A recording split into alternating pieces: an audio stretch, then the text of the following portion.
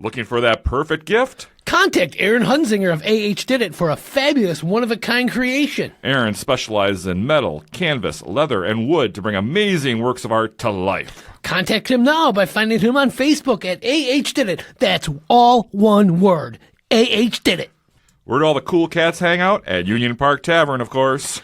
UPT, as it's called by the hipsters, is located at 4520 8th Avenue, as they serve up great libation and award-winning food. They open at 11 a.m. on weekdays and 9 a.m. on the weekends for a fantastic breakfast. Oh, I forgot to mention they have musical entertainment most nights of the week and have one of the greatest beer gardens in town. That's Union Park Tavern, 4520 8th Avenue. Yay! The Port has been a non-stop house party since 1985. This unique establishment is where your weird uncle probably hangs out. They don't offer fancy martinis or fried apps. Instead, you can roll some dice with the bartender, jam at some pinball, and enjoy live music almost every weekend. Find them on Facebook or stop on by to have a snort at the Port.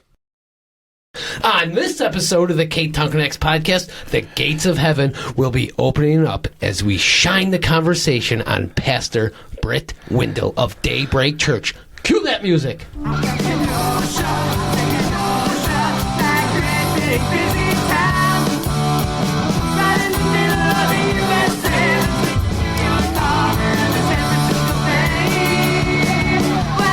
the table.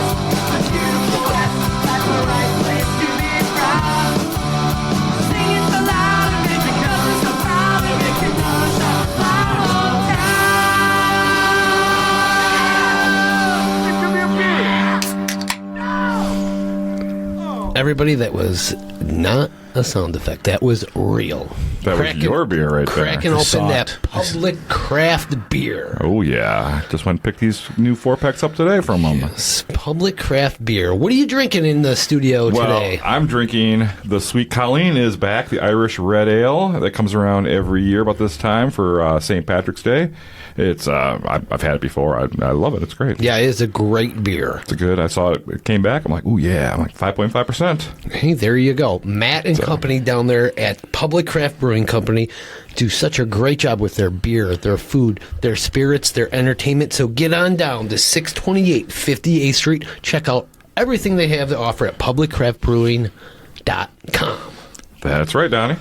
You know what? I forgot. Where are we? Oh, I know where we are, Donnie. Where are we, Jason? We're recording today direct from the A+ Mobility recording studio in downtown Kenosha. And get this, Donnie. Mm-hmm. A+ Mobility is the area's newest mobility and home medical equipment store. Wow. Owner Ashley Nutt has the knowledge to help you make the right choices for yourself or, get this, your loved ones. Oh. That's A+ Mobility, 2324 18th Street. Visit their website, aplusmobilitysolutions.com for more. That was an A+ read on your part, too, Jason. Well, we're like 7 episodes in, so I got to get it down now. And wow, what a theme song by Dropping Daisies. Oh, my gosh, it was great. It was a rocker. Brit, you like that one, right? I was going to ask who it was. Dropping Daisies. They did that just for us. I could tell you were wanting to kind of do a little bit of drum beat with it. It was impressive. It was good. And you know what? I was just looking on the internet. Uh-huh. What? Number 1 on the chart still. Whoa, you're kidding. And I can tell it's number 1 in Brit's heart. Yay!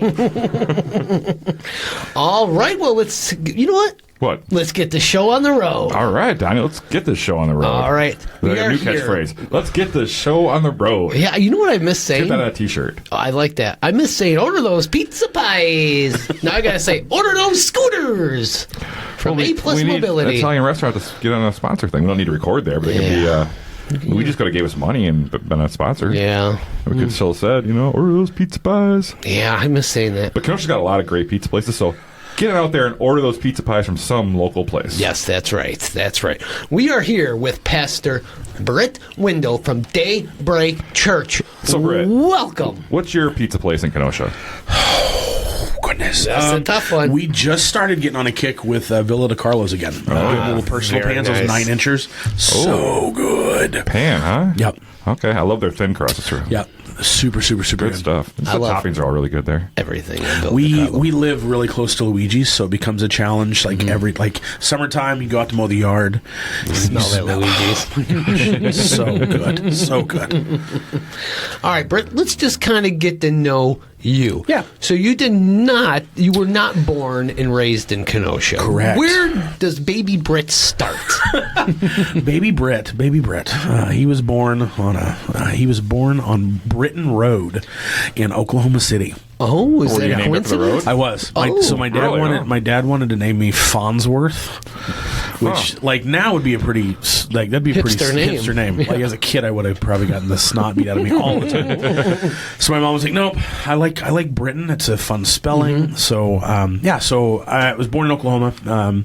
Grew up on a farm, 80 acres, beef cattle. A farm. I was a little hick kid. So you're there, and you're just a farmer boy, right? Pretty much. I mean, yeah. wow. Rode around the pickup truck with my grandpa. That's in kinda his fun, right? overalls. Yeah. So how young were you when they put you to work on the farm? Oh, right out goodness. of the womb.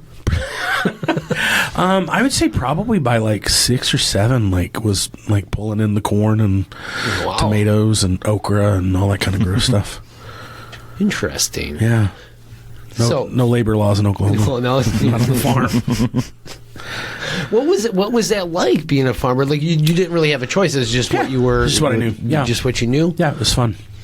So you had cow. Well, actually, no, it wasn't fun. I hated it as a kid. It was like, Oh, really? It was work, right? I would way rather watch Saturday morning cartoons and Then go milk the cows. yeah.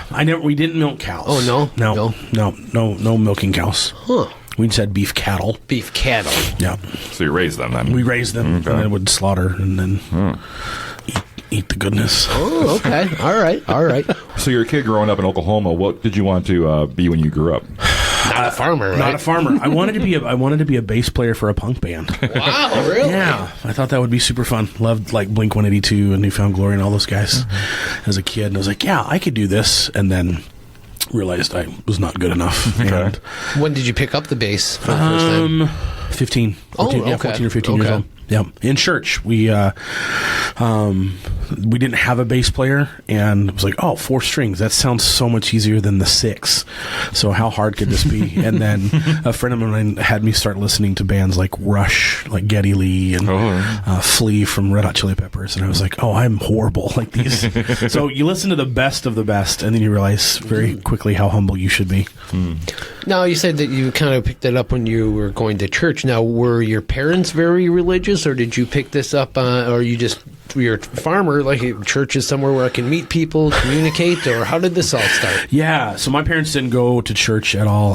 In youth group, had some friends invite me to church, and didn't grow up in church, didn't know really what to expect. And at 14, 15 years old, went to church and was like, man, I love the story, the story of Jesus and God and creation and just God's heartbeat for people, and just learned more and more about it and fell in love with it. And that's when you were about 50, you said about 15? Yep. 15?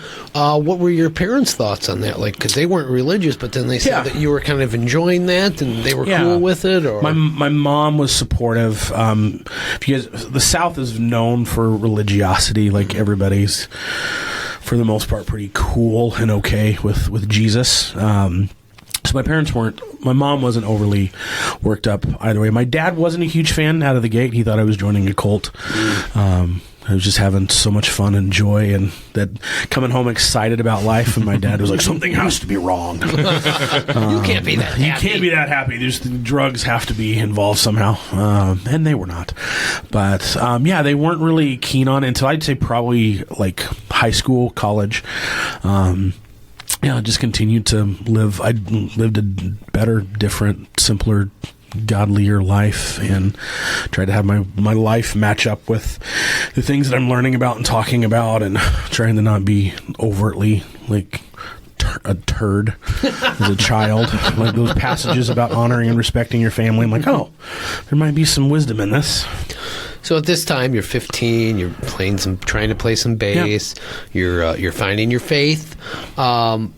Was there any point where you had to tell your parents, "I don't want to be a farmer. I don't want to take this over"? When did that or was that in the plans? No, they. It was interesting. Like just that question. Like I don't feel like I ever talked to my parents about what do you want to be when you grow up. my dad was kind of one of those. This sounds way harsher than it needs to sound, but it's how I would communicate it. My dad was kind of one of those really good dream killing fathers. That's just like, well, you'll never do that. Like, and so, I don't know. I never really had like a thought of like what I should or shouldn't be doing. They were just kind of like, hey, whatever you want to put your mind to.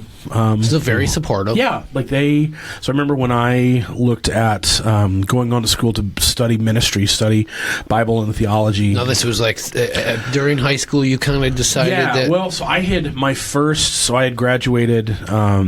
my first year and a half, went to just a state school. Mm-hmm. And while there, just this reigniting of my faith of like, man, I want to help other people understand this, live this, follow, and just what I would call a call into ministry began to take place in my life. And I was like, okay, I need to go to school to do this and not just be some wackadoo talking about what I think I may or may not know. And so...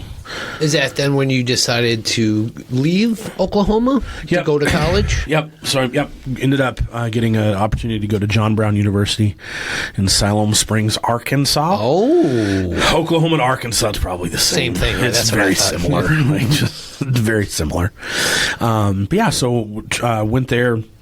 Transferred in 2004, and was supposed to graduate in 2006, but I loved it so much. You decided to stay. I stayed a little bit longer.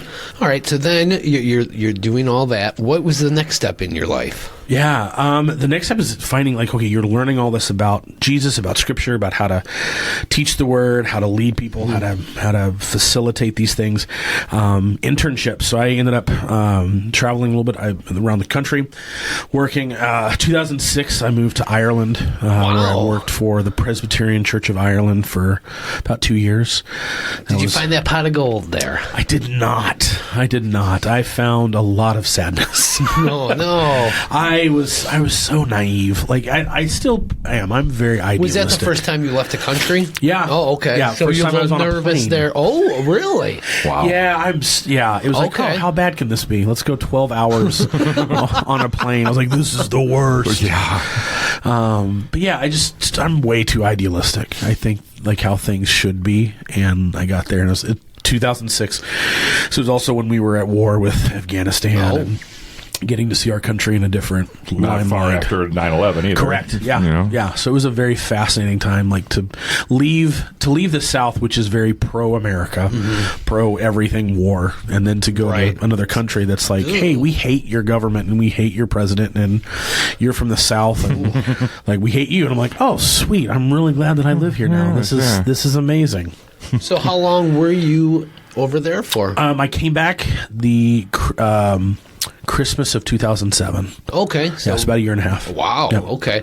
Was it time for you to leave? Yeah. Did you want to leave? Yeah. And it was just kind of... Yeah. I mean, there's a lot that happened in that time frame, but that was a good closure. It was a good time to be like, I need to come home, figure out what's next. I think it was 25, 26 at that time. And it was like, let's time to... And that's when you went back to Oklahoma? I went to Arkansas. Okay. I went to Arkansas. I just knew I couldn't be in Oklahoma. Like that just... You had to get out. Yeah, being back at the church, just the culture. And I had taken on enough of the Irish culture, I think, of just not the Irish culture, but just not American culture, that I was like, I can't fit in the South anymore. This is just not going to work. So spent about 6 months back in John Brown in Siloam Springs, and was just looking for jobs, and I wanted to be somewhere cold. And so I was looking at Michigan and Colorado. Oh, okay. And so I have an aunt who lived in Colorado, and so I was like, oh, that sounds cool, and Michigan just sounds cold. And so I'd applied to a few different jobs, both of those states, and then got a job in Colorado, and packed my little pickup truck. Wow. Moved out there in 2008 and was there for 5 years. Met my wife. So you just packed up and you're like, I'm going to Colorado. Yep, here we go. Let's buckle up. Kind of just starting over almost, right? Yeah. So how'd you meet your partner, Stacie? Yes. Yeah, I met Stacie through two amazing friends, still best friends of both of us. Husband was one of my closest friends. His wife worked with my now wife. And yeah, so they introduced us. We went on a date date July 3rd to the Denver, Colorado Zoo. Oh. And she was so spicy and just like sweet, but also she put up, like, she kind of argued with me about stuff, and I was like, oh, this girl can go toe to toe. I like this. Did you know it was love at first sight? No. Oh, okay. Nope. I was just coming off of a relationship, and how did we miss that? Let's hear about that. Huh? That's fine. We can skip past that. So your first date at the zoo, huh? First day at the zoo, I made fun of her. She made fun of me, and I was like, "Oh, we can be like friends. This could be cool." And yes, we hung out for a couple months, and then it hit me. I was like, I'm driving. She lived 2 towns north of where I was living, and so I was driving almost an hour one way to hang out. What brought her to Colorado? She's from Kenosha. Yeah, great. Yeah, she's from Kenosha. She worked for an organization called Group Publishing. The specific part that she worked for was their non-for-profit mission side, where they would yearly send about, I might get some of these numbers wrong, 2,500 participants all over the country to do home repair, community repair, in different parts all over the country. And they would send students, and then they would have these staff members for students that would drive rider trucks with materials all across the country to set up for these camps during the week to serve a community. And so Stacie worked in the executive side of that. Oh, wow. And so that's why she was there. She was there a few years before I got there. She was ultimately there in Colorado for 8 years. And yeah, so we met, our friends introduced us. And after about probably 2 or 3 weeks of us hanging out, I was like, I'm driving a lot. What is this? Is this a relationship? Like, are we making this thing? What were you doing for a job then? I was a youth pastor. Okay, you got hired there. Yep. Okay, because I was like, what did you flipping burgers for gas money at that time? Yeah, okay. I was still in ministry. Was at that point, I was youth and family pastor at a church. We started dating.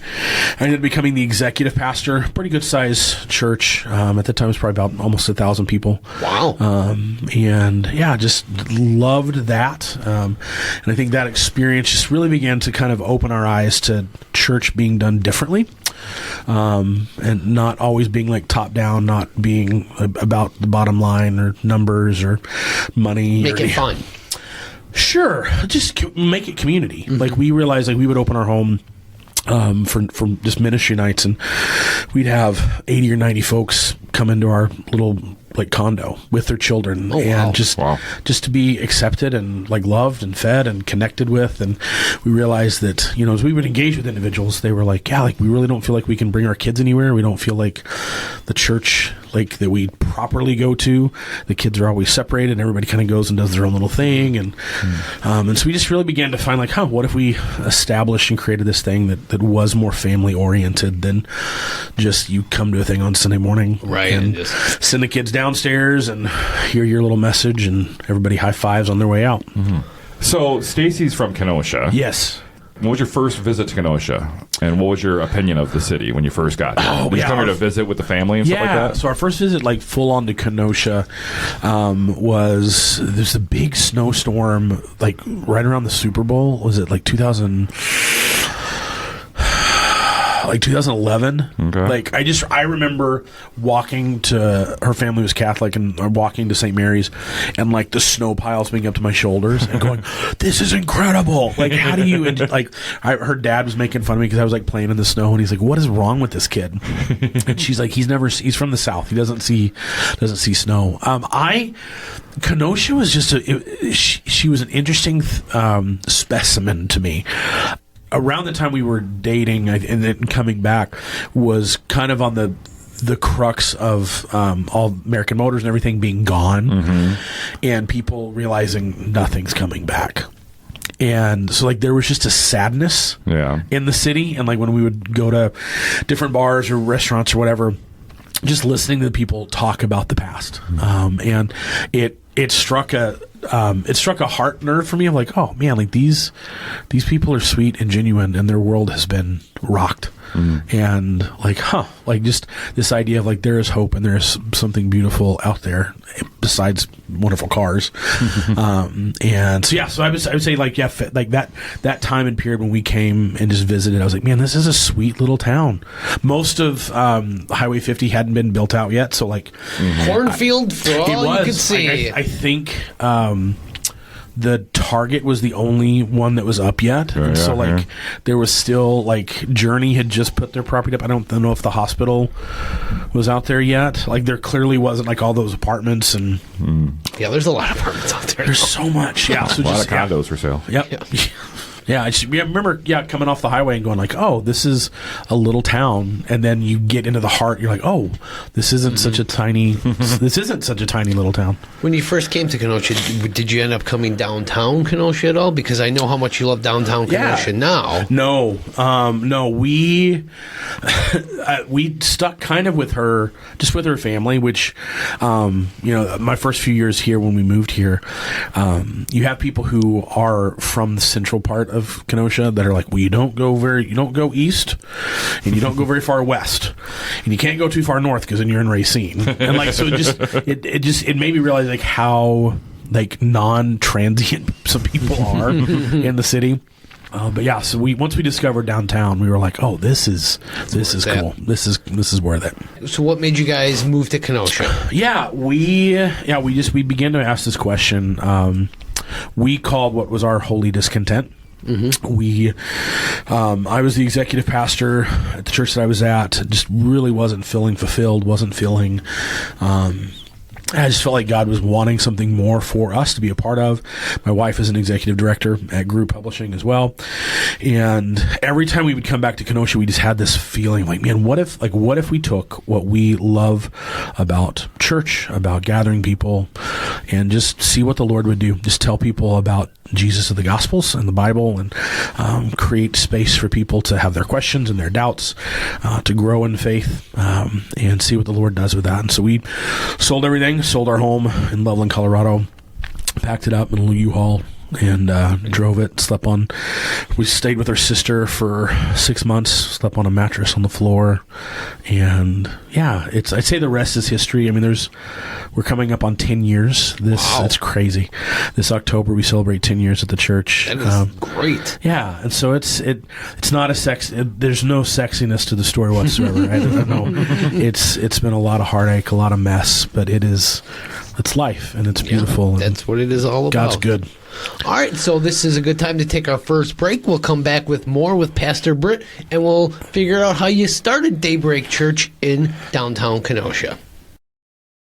Life throws us curveballs, moments when we need to gather, remember, and say goodbye. It's during these times that Casey Family Options Funerals and Cremations stands with you. They offer a wide range of affordable options, from traditional funerals to modern celebrations of life. No matter your family's wishes, they can create a meaningful tribute without breaking the bank. But here's the thing, affordability does not mean they cut corners. At Casey Family Options, they believe every life deserves a beautiful send-off. So when life throws you a curveball, remember you're not alone. Casey Family Options Funeral and Cremations, affordable care with endless compassion. Visit them online at CaseyFamilyOptions.com or call today for a free consultation, 262-653-0667.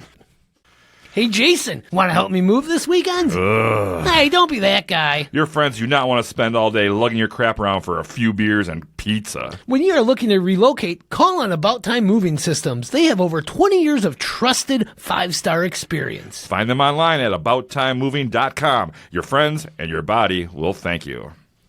And we're back from that break. Yep.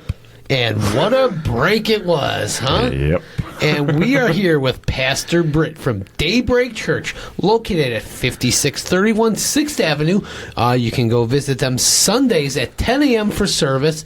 Check out their website, rdaybreak.church, and check them out on Facebook and YouTube and many other social media outlets. When we left, it was 2014. He had just moved to Kenosha. 2012. Oh, 2012. Okay. Yeah. Okay.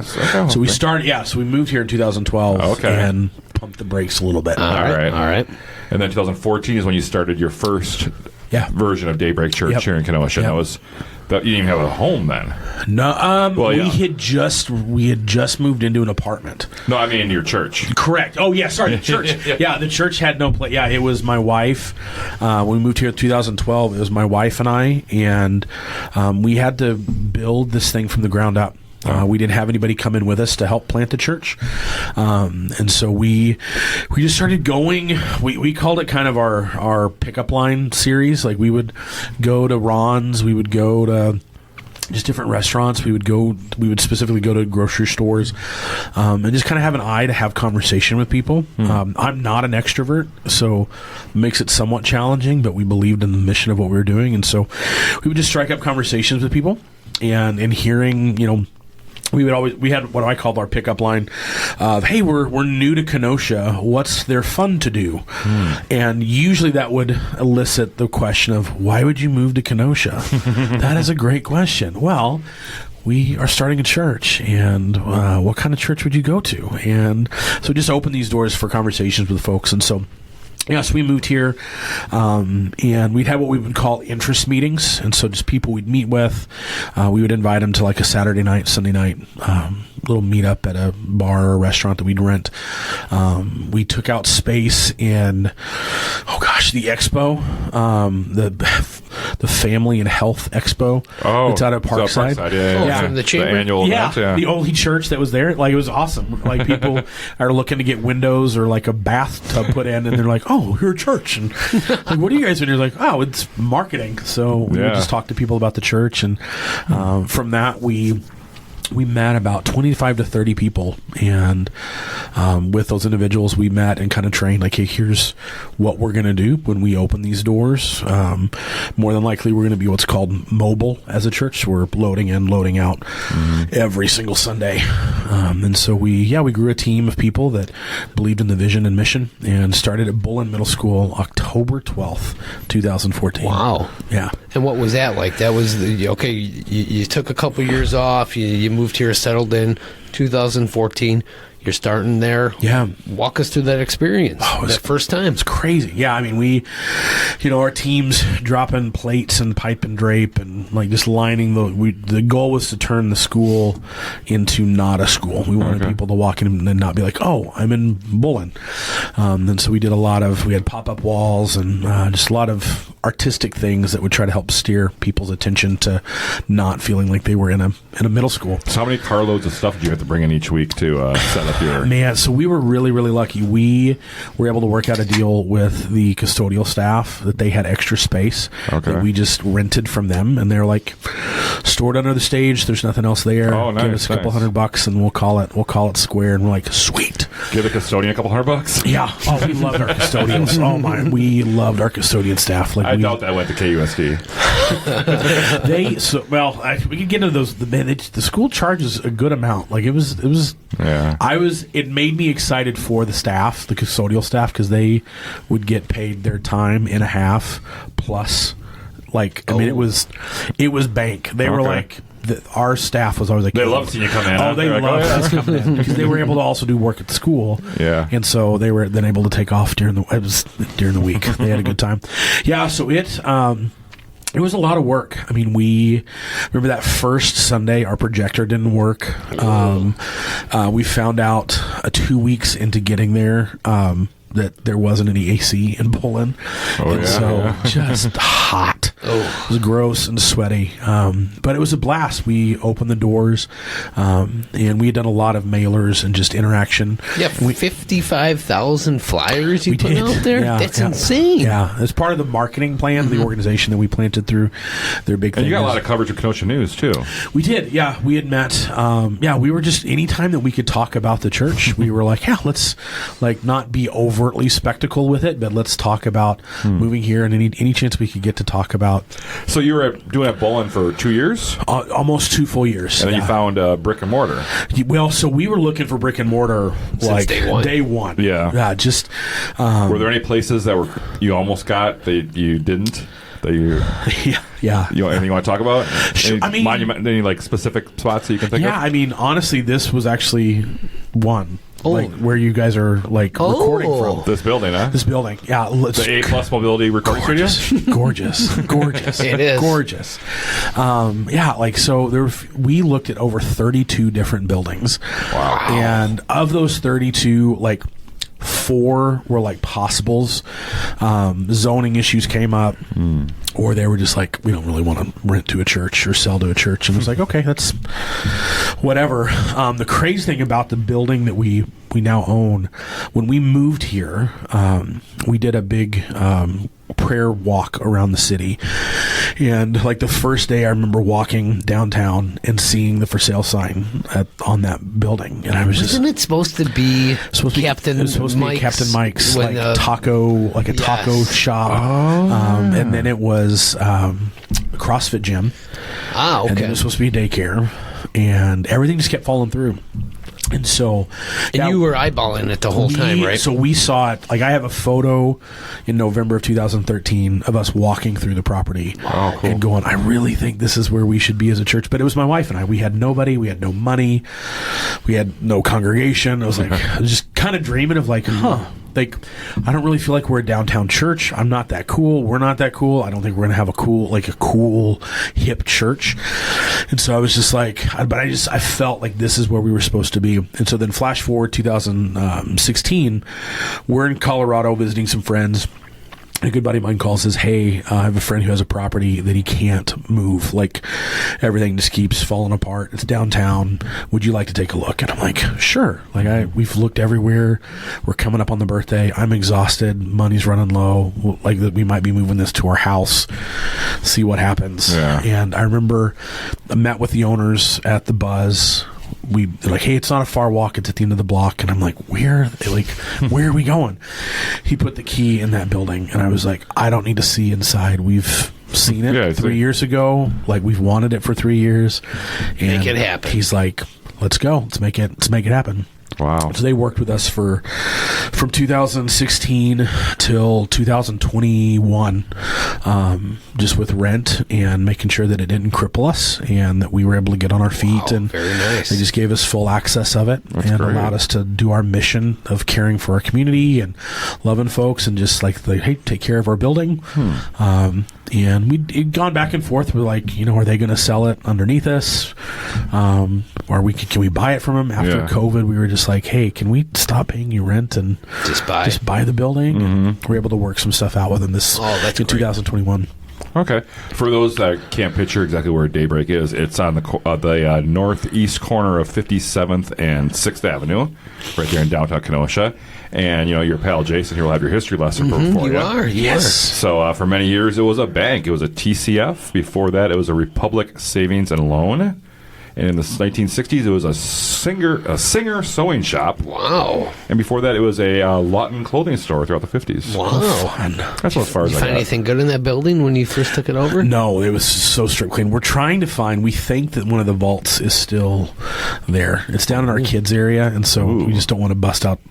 We don't want to do drywall repair yet, but we're thinking there's got to be something underneath here. There's got to be more.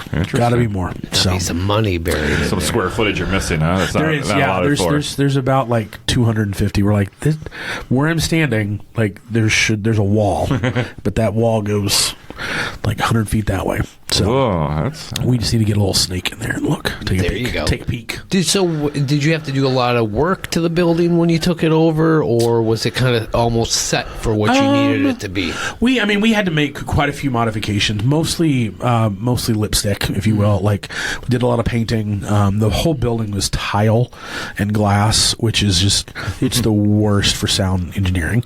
And so we had to build a lot of soundproof stuff, and we put carpet in different places to try to help alleviate the just god-awful tones in the space. But for the most part, it was a gorgeous shell that we were able to apply our colors to and figure out how we wanted to lay stuff out, and it's been a gift. All right, so you've been rocking DayBreak Church ever since. Excited for the next decade, but wanting to make sure it's even better and more intentional, and knowing that this is our home. How do we do more? All right, I want to ask this for our listeners. If somebody's interested in going to your church, can you just describe how your church operates and the belief systems? Yeah, so we're a typical Bible-believing Christian church. We gather on Sunday mornings to celebrate Jesus.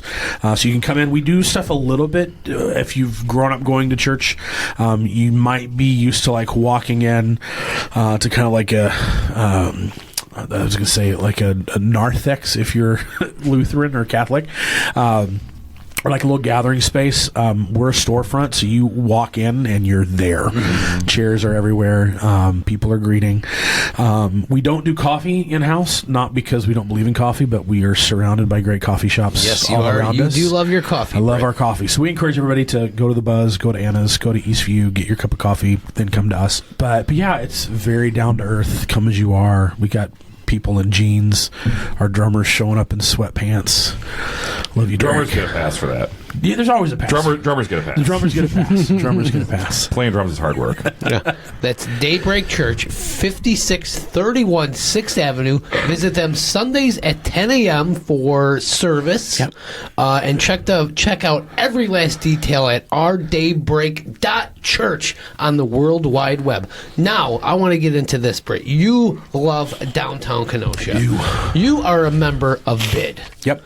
And you are the president. Just recently How elected. did this happen? Mr. President. Oh, nice to meet you. Yeah, just recently elected. I have to thank our current mayor, John Antranian. You can't just get on the bid, so it has to be. You have to be. For those that don't know, what is the bid down here? It is the Lakeshore Business Improvement District. So why isn't it Le Bid? I like Le Bid. Le Bid. Le Bid sounds so sweet. So a few years ago, there were some positions that were opening up, and my name came up on a list and went before the mayor. And John was like, "Yep, he's put in his time downtown and loves the community, and why not?" And so served. My first year and a half, just on the board, trying to learn the ropes. People were quick to be like, "Hey, you should like have an executive position." I'm like, I'm good. You're a busy man. Busy, but also like again, I think just from the place of like, I don't need more to do or want more to do. I don't drink the workahol, and so I want to know like, what does this group do? What is the purpose of this? And we had an amazing year in 2023 under Mark Worcester, like just such an incredible leader and. Just some amazing people on that.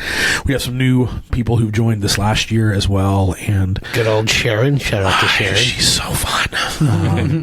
But yeah, and so it came up just time for elections and new people stepping up. And Mark approached me and said, "Hey, I think you would do really good at this." And so how do you feel you're doing? Do you like it? It's tough. It's good work. I love the opportunity to be able to dream and cast vision for like how to help businesses. We have some amazing partnerships with Visit Kenosha. And just events that we're able to put on. I'm excited. I think being able to work with our current executive team, we're a little bit. We have a little bit more fire under our bellies, I think, from we're working with Alex Kudrina at Backyard Dream Studios, Jeanette Kelly at Captain Mike's. Yeah, Jeanette is really good on the board. She's the glue. She's like the mother hen that's keeping us all together, actually. That's awesome. She's amazing. But getting able to work with Visit Kenosha as well, just being able to say like, hey, we have this allocated money to improve, like just to drive people down here, to make downtown better. How can we capitalize on that? How can we do stuff like the banners? How can we do stuff like Sip and Stroll? How can we do some of these funner events that will draw people in, that will ultimately drive revenue for some of these businesses? Just like Snow Days, what a huge success that was. So I mean, these events are just going to be getting bigger and better. People came from Waukegan. Which is insane. So where do you see yourself with BID in the future? Do you enjoy this? You have beyond as long as you can, or? I'm not a lifer. I think there are quite a few that do. I really believe, like, I think, this isn't like a political statement at all, but things like that are meant to be of a service oriented. Do your time. step away. Let other people's visions and dreams. Get some new business owners in there and stuff like that. Because I know Amanda from Hush is stepping up. She's on a committee with me as well. Ben Tragrosi is stepping up a little bit as well. So kind of get to, in and out with some of these people. We've started three specific committees that we're really excited, I think, to help bridge that gap of bringing individuals in to be like, hey, like, get your feet wet. Like, we realize that it is a big ask. It went from, in the 2019, like, meet like a quarterly to where now we're meeting monthly, and that it is a big ask, but it's necessary. It's necessary. We're doing a lot of great stuff. Well, if you're getting things done, that's the key. Yeah. And with that, let's take a break and let's come back with our Kenosha Connects. All right. One bad day can lead to many more when the law becomes involved. And if your one bad day leads to the need for experienced representation, call on the law offices of Frank J. Parise. Parise is more than just a local rock star. This born and raised Kenoshan specializes in misdemeanors, felonies, DUIs, drug charges, domestic violence, and juvenile law. Save this number in your phone now, 262-656-9906. You never know when you might need Frank Parise. He is here to help you. Hey, where you going? I'm getting down to Frank's Diner. They're only open for breakfast and lunch, so I gotta hurry. Whoa, what do they got down there? Amazing food! They have their world-famous garbage plates, but so much more. Fantastic homemade French toast, delicious sandwiches for lunch, and be sure to check out their daily specials. They're always coming up with something new and different. That's Frank's Diner, located in downtown Kenosha at 508 58th Street. All right, and we're back from that break. Yes, we are back from that break, Donnie. And what time is it now? Ding, ding, ding. It's time for Kenosha Connects. And it's brought to you by Shannyn Franklin. That's right. Whether you're buying, selling, or just curious about the local market, Shannyn Franklin of ReMax Newport Elite would love to offer her support and service. Shannyn knows Kenosha both as an agent and a neighbor and can help you find exactly what you're looking for. Find her realtor webpage at remax.com or give her a call at 262-960-5182 and begin your real estate journey. Oh, do it with Shannyn. She is the best. Are you looking for a place? No, but she's super nice. I saw her on Valentine's Day at the Hobnob. Oh, that's wonderful. Yeah, she's a sweet, sweet woman. She is. You ready? I'm always ready. All right, let's do this. He's trying to sneak a selfie here. I'm here. All right, Brett, here we go. What was the last great meal you had in Kenosha? The last great meal I had in Kenosha. What did I have Sunday after church? Oh my goodness. El Señor's Mexican on 52nd. Oh, very nice. Yeah, it's delicious. Burrito? Nope. They're chicken enchiladas. Oh, okay. All right. Yep. Occasionally I'll go in and say, hey, I want fajitas, but like with as much onions and peppers as you can give me without getting fired. Oh, nice. Okay. And sometimes they'll bring a heaping mat. I'm like, yes, thank you. Do they bring you a set order of Tums? No. Just you got to stomach it. If you're getting that, that's all you get.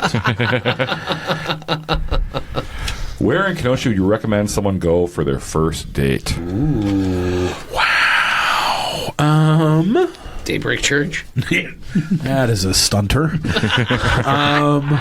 Maybe after the date. Maybe after the date for your wedding needs. Man, I would say this is a cop-out. Go downtown. Go downtown for your first date because you can go on the trolley ride, and then you can do like Apis, and then you could get you could go over to Public and get some good beer, and then you could walk over to St. Poppers or Scoops and get delicious ice cream. See a show at the Roadie on the weekend? Yes. Or a comedy club? Yeah. Like downtown is where it's at. All right. How about this one?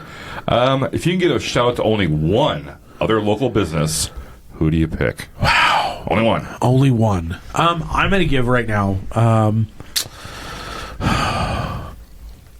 Let's see. Someone's going to be mad at you about this. I know. That's the thing. You know what? I'm going to say Copy Center. We have just recently connected with them to do all of our printing needs. Oh, yeah. She's incredible. Yeah, she is. Just like I'll send her over something like on a Thursday and be like, hey, is there any way you could print me these by Friday? And she's like, they're already done. And I'm like, oh my goodness.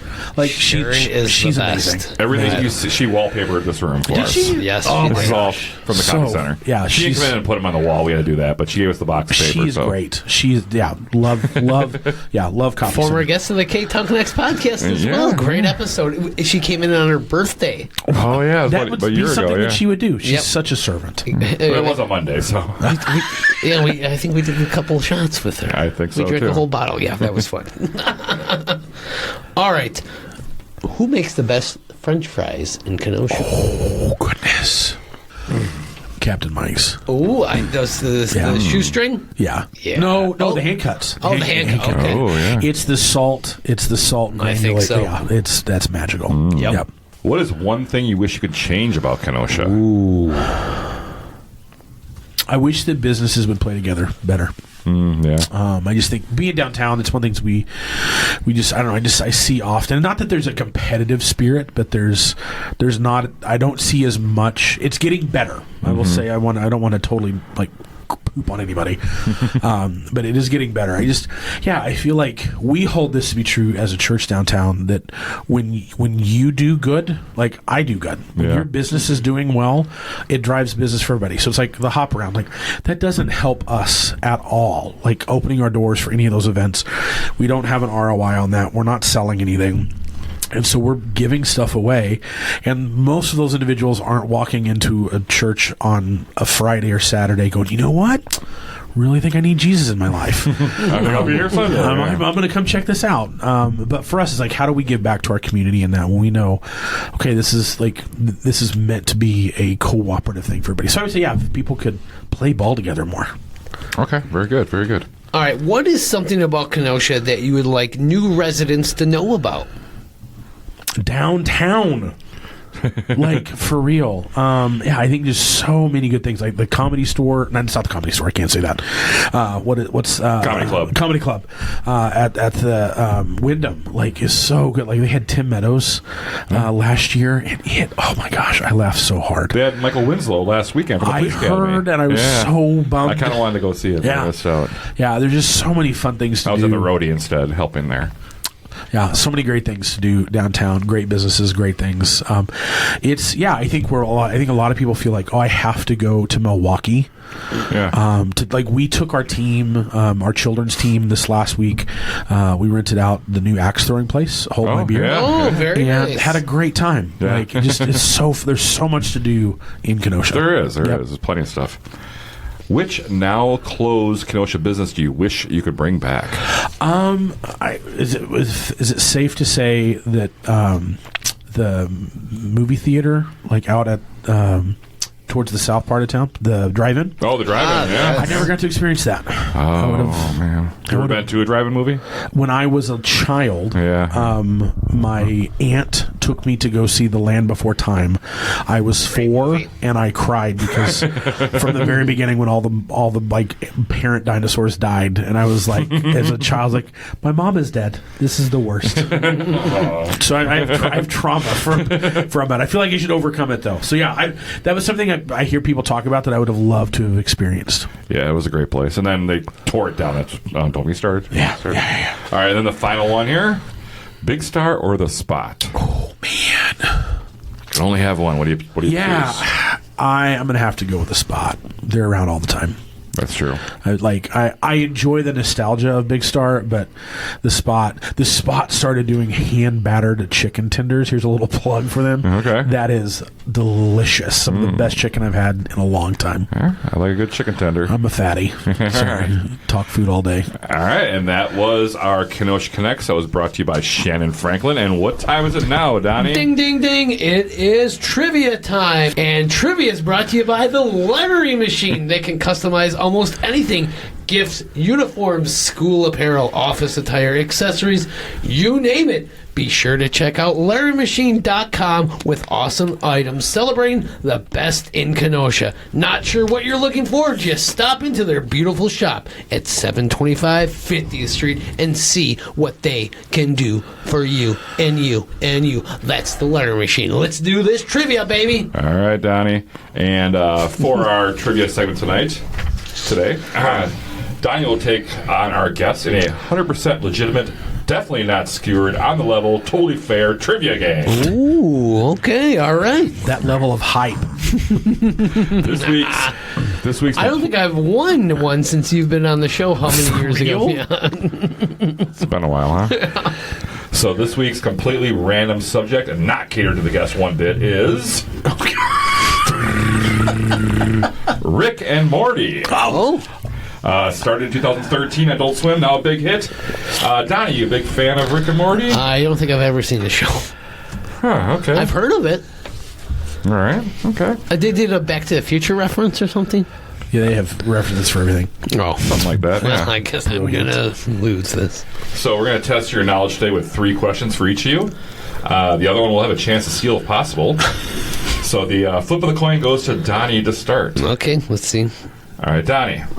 What is the name of Morty's school? Ridgemont High? That is incorrect.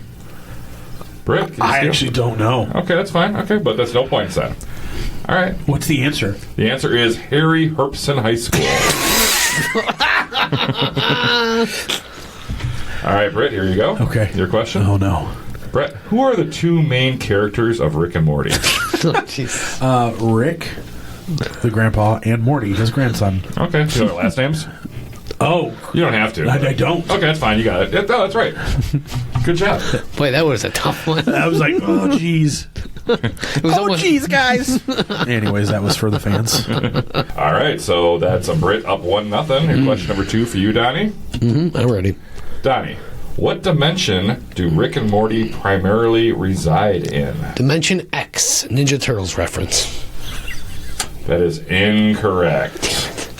You know what we need? We need like a buzzer and like a bell. Yeah, we should get a buzzer. Yeah. Because I Brett, you get know this everyone one? wrong. I'm going to say Earth, but that's not the right answer. It's C137. Yeah. Okay. Let's see if you get this one, Britt. You already have 1-0 though. Okay. What item does Rick frequently turn himself into? Oh, Pickle Rick, baby. Hey, we got it. All right. Pickle Rick. Pickle huh? Rick. That is the 2-0. greatest episode of all time. I'm Pickle Rick. All right, I'm going to have to watch this So show. he's seen the show, I guess. Yeah, I'm going to have to. Donnie, last one for you. All right, let's see if I can get one. In the episode called The Ricklantis Mix-Up, what is the name of the Morty who wins the election? Oh. Morty the Horty? It's Evil Morty. Yeah. Oh. Evil Morty. Okay. So, all right. nothing Evil for you. Morty, did I get it? No, you did. Well, I mean, I could because it'd be making you down 2-1 instead of 2-0. So, No, I really all right, Britt. Let's see if you can wrap this up. Okay. All 3. Britt, what is the name of Morty's love interest? Oh, dagnabbit. I see her in her stupid little plaid dress. It doesn't matter. You won anyway. Yeah, but it's like, it's not Veronica, but it's like Same last letter. Jessica. Jessica, yeah. Yeah. Ah. Jessica. Yeah.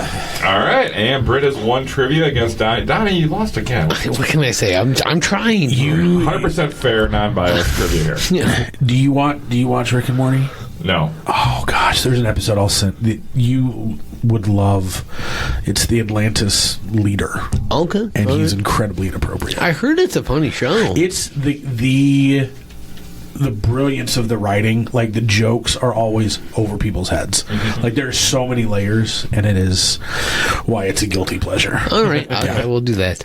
Well, Britt, you win a Ktown Connects podcast koozie courtesy of the Lettering Machine. Love All it. right, thank you so much, Larry Machine. So once again, that's at DayBreak Church, located at 5631 6th Avenue. They have services every Sunday at 10 a.m., and you visit their website at ourdaybreak.church. And you know what? You can also look for this episode and many other episodes of the Ktown Connects podcast on Spectrum Channel 14 and the Kenosha Community Media streaming channel on the Roku box every Wednesday at 11 a.m. and Sunday at 5 p.m. Look, Mom, I'm on TV. And you know what, Donnie? Don't forget to follow the Ktown Connects podcast on all those social media outlets, including Facebook, Instagram, Twitter, YouTube, and TikTok. Drop us a 5-star thumbs up or whatever you do on those things, and help us spread the word about the hottest podcast in town. And you know what that one is? The Ktown Connects podcast, baby. Yay. Thank you, Angie, for that support.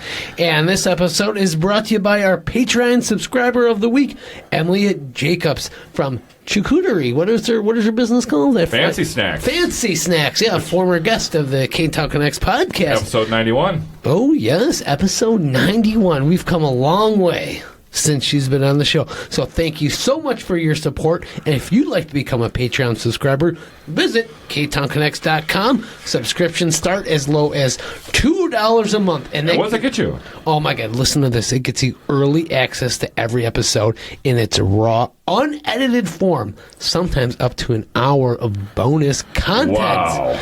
Also, you know what else you'll get? Our What? spin-off series, our award-winning. Yes, award-winning. It is what it is. Where myself and you, Jason, we talk about everything. And I'm going to go on some rants real soon. Oh, boy. All right. I can't wait. All right. Britt, thank you so much for being here. We appreciate Thank you, you. Britt. That was it. Second time's a charm, right? Hey, Yes. So, put on a lot more weight for this one. That was my goal. so we need to thank all those great sponsors we got, including A-Plus Mobility, Aaron Hunzinger of AHDidIt. Casey Family Options, Funerals and Cremations, About Time Movers. the law offices of Frank J. Parise, Public Craft Brewing Company. the Lettering Machine, Frank's Diner. Shannyn Franklin, ReMax Elite, Union Park Tavern. the Port of Kenosha Beverage House, Rocket Optical Eyewear. Vintage Underground. And of course, our good friend Sarah at Wink Beauty Boutique. Thank you, Sarah, even though you're not so listening. much. Britt, once again, thank you so much. Jason, after all these episodes, I'm just trying to figure out, what are we doing here? Are we connecting Kenosha? That is correct.